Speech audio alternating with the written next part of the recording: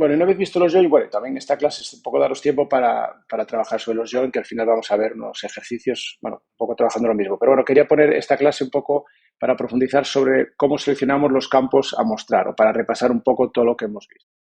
Entonces, lo primero, los campos que tenemos a mostrar, es decir, la primera parte del select, el select list, que le vamos a llamar, lo que se utiliza son expresiones de valor separadas por comas. Es decir, cuando yo pongo un select, un campo es un value expression, es decir, es una expresión cuyo resultado es un valor. Sin embargo, las SQL expression pueden ser muchísimas. Ahí os pongo el ejemplo que puede ser realmente como mucho más compleja, pero bueno, no estamos viendo obviamente todos los casos, pero sí que entendamos un poco la sintaxis, sobre todo en el caso aquí de Postgres, que ya tiene cierta complejidad. Lo básico habitual, algunas expresiones de valor típicas son un asterisco que me indica todos los campos, aquí estamos diciendo todos los campos, por lo tanto no es un value expression, sino como una forma de representar todos los campos de la tabla que está en el front. Recordar que a veces es una tabla, a veces una combinación de tablas o puede ser también otras cosas que iremos viendo. Un ejemplo claro es campos concretos, es decir, un value expression es un campo concreto, separados por comas. Es muy útil el uso de etiquetas y de alias que ya hemos visto. Ya os pongo ejemplos diferentes utilizando o el asterisco o dos campos o con el alias, esto ya lo hemos visto, simplemente para que quede claro y para que un poco reviséis ahí la documentación de Postgres y por lo menos entendáis algunas cosas, las más claras. Algunas cosas a la hora de construir el query select list, ahí os pongo el enlace también a la documentación oficial de Postgres, es que puede haber ya varias cosas. Por ejemplo, podemos tener campos de diferentes tablas, por lo tanto lo tenemos que cualificar con el nombre de la tabla. Podríamos también tener tablas en diferentes esquemas, por lo tanto tendríamos que tener el nombre del esquema, nombre de la tabla y el campo. Es decir, el campo ya no es solo una tabla, puede ser varias cosas, pero en cualquier caso me va a devolver un valor. Se pueden poner también constantes, es decir, números, cadenas o fechas. Si yo pongo un select 11, lo que va a mostrar es un 11. Si yo pongo una constante en un conjunto de campos, es decir, si yo pongo campo 1, el que sea, coma, un 11, lo que me va a hacer es mostrar todo el campo, los valores del campo, pero al lado me va a poner un 11, porque es una constante. Es decir, siempre para todas las posibles combinaciones me va a mostrar un 11. Entonces eso a veces también se utiliza, pero bueno, que sepáis que puede ser una constante.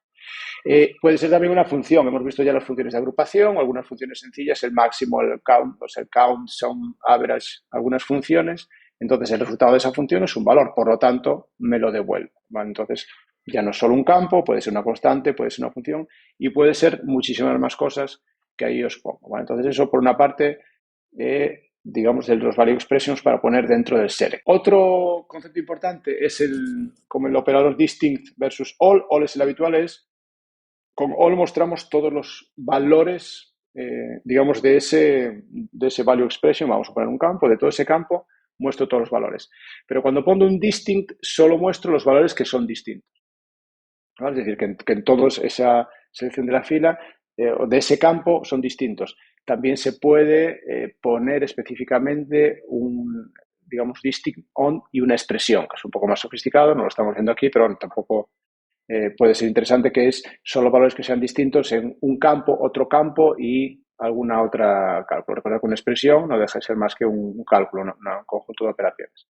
Un ejemplo puede ser, si yo utilizo distinct, estoy utilizando las ciudades de esa tabla de customers, de clientes. Pues solo voy a mostrar, si pongo distinct, me va a mostrar solo los registros donde las ciudades son diferentes, es decir, no puede haber el campo de ciudad que se repite, pero si yo solo pongo city, como esa tabla tiene varios campos city que se repiten, porque no tiene la restricción de único, me va a aparecer todo. Es decir, entonces no es lo mismo count city que count distinct city. Lo vais a hacer entonces para hacer el ejercicio. No es lo mismo porque el distinct obliga a que todos los valores sean diferentes, ¿vale? Aunque la tabla original sí que estén, digamos, repetidos. Bueno, no sé si la cosa es que estén repetidos, sino que son, bueno, que hay varios valores para esa tabla porque no es una clave, digamos, única, con unique de restricción. Y por último, algo que ya habíamos visto, que es muy útil, que es el operador de concatenación, que te permite mezclar y combinar, concatenar diferentes value expressions para dar un informe final que a veces es como muy útil y es muy sencillo, ¿no? Os pongo ahí en los ejercicios, aparecen varias cosas. Entonces, aquí en los ejercicios, además del que habíamos visto en la clase pasada, os puse otro trabajando sobre la base de datos de Northwind que está directamente en el tutorial de W3 Schools, que permite, bueno, jugar como es una base de datos, pues solo 3 tablas de todas esas para algunas consultas multitabla y para repasar un poco de SQL. Yo creo que con eso vamos a tener bien claras estas dos clases.